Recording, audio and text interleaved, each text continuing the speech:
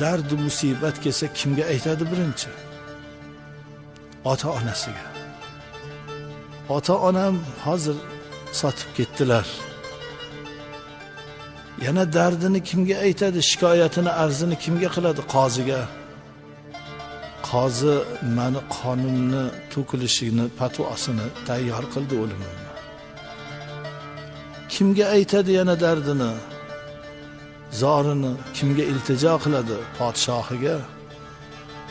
Podshoh uchun meni qonim kerak.